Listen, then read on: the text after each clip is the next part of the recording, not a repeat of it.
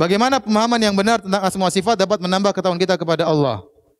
Dan kesalahan dalam hal ini mengurangi ketakwaan kepada Allah. Contoh saya bilang ya, sederhana ya. Orang yang parah seperti Nasara salah dalam masalah asma wa sifat ya. Meyakini atau dalam masalah ketuhanan ya. Masalah ketuhanan secara umum kalau salah berbahaya ya. Seperti Nasara salah dalam masalah meyakini ada Tuhan anak ya. Ini salah dalam keyakinan. Ini bukan salah dalam akhlak. Orang Nasara mungkin akhlaknya bagus. Bahkan di antara mereka saking begitu rajin beribadah tidak mau nikah. Tetapi mereka salah ya. Disalahkan oleh Allah, dikafirkan. Kenapa? Karena salah dalam masalah keyakinan terhadap Tuhan. Nah, Allah mengajarkan kepada kita untuk meyakini. Allah sebutkan sifat-sifatnya untuk kita yakini. Kita enggak boleh salah meyakini. Lita'lamu anna Allah ala kulli syai'in qadir wa anna Allah qad ahata bi kulli syai'in ilma. Kata Allah, Allahul ladzi khalaqa sab'a samawatin wa minal ardi mithlahun yatanazzalu al-amru bainahunna lita'lamu anna Allah ala kulli syai'in qadir wa anna Allah qad ahata bi kulli syai'in ilma. Dialah Allah yang telah menciptakan langit dan bumi.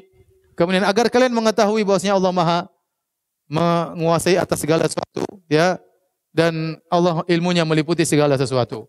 Jadi mempelajari asma sifat dengan benar, kita akan memahami sifat-sifat Allah dengan benar. Contoh sederhana. Tatkala kita mengetahui ada namanya sifat wajah. Dan wajah Allah adalah wajah yang sangat terindah. Yang wajah Allah Subhanahu wa taala kalau disingkap maka orang-orang akan lupa dengan kenikmatan yang ada.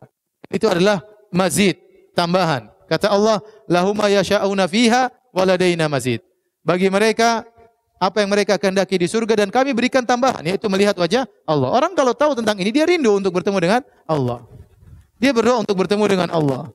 Dia beribadah dengan kecintaan kepada Allah Subhanahu wa taala. Ya. Contoh. Jadi seperti dia mengetahui Allah Maha mengilmui. Ya. Saya susah bayangkan bagaimana orang Mu'tazilah mengatakan Allah tidak memiliki sifat ilmu. Susah, ya. Tatkala kita mengetahui Allah mencintai dan Allah bisa dicintai.